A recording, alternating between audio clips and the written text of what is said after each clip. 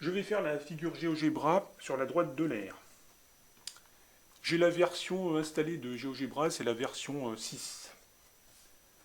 On va d'abord tracer 3 points ABC. Je vais commencer par le point A. Je me place dans la ligne de saisie, qui est ici. Je tape A égale 3,2 entre parenthèses. Attention de bien mettre une virgule et pas un point virgule, sinon c'est faux. Le point B c'est moins 1, moins 2. Je tape B égale, entre parenthèses, moins 1, moins 2. Pour le point C, c'est moins 2, 2. Donc C égale moins 2, 2. Je trace le triangle ABC avec l'outil polygone qui est ici. Je clique sur A, sur B, sur C et je reviens en A. Je trace le milieu A' de BC. J'utilise l'outil milieu qui est ici. Je clique sur A, puis sur B.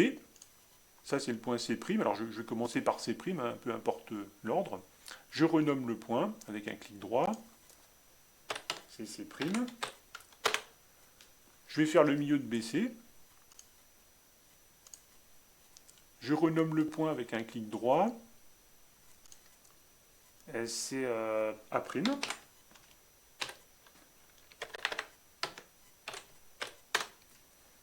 Je fais le milieu de AC qui s'appelle B'.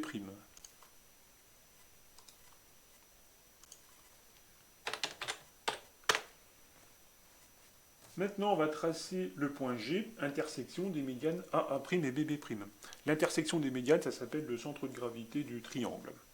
Je trace la droite AA', c'est l'outil droite qui est là-haut.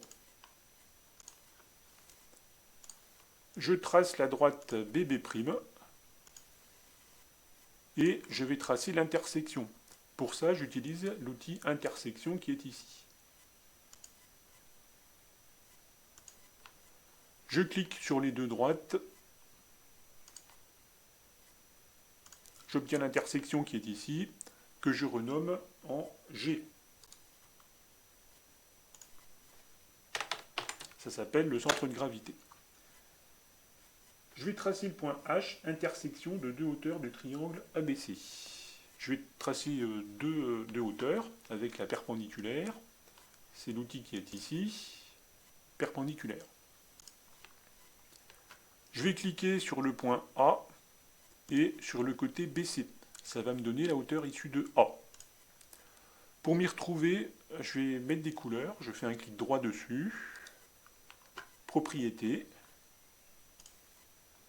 Je clique sur couleur et je vais choisir par exemple du vert. Et ma droite devient verte. Je vais tracer la hauteur issue de B. Donc je retourne dans l'outil perpendiculaire qui est ici. Je clique sur le point B et sur le côté AC. Je vais tracer cette droite en vert. Je fais un clic droit dessus. Propriétés. Couleur. Et je choisis le même vert que tout à l'heure qui est ici, dans les couleurs récentes. Je vais tracer le point d'intersection. L'outil intersection est ici. Je clique sur mes deux droites vertes, qui sont les hauteurs. Et à l'intersection, j'ai le point H. Donc il faut que je le renomme. Clic droit, renommer. Et là, je mets H. Et j'obtiens l'orthocentre du triangle. Je vais tracer le point I, centre du cercle circonscrit au triangle ABC. C'est l'intersection des médiatrices. Je vais tracer les médiatrices avec l'outil approprié qui est ici. Je clique ici, j'ai la médiatrice. Il suffit de cliquer sur les segments. Alors je vais tracer la médiatrice de AC. Je vais la mettre en rouge.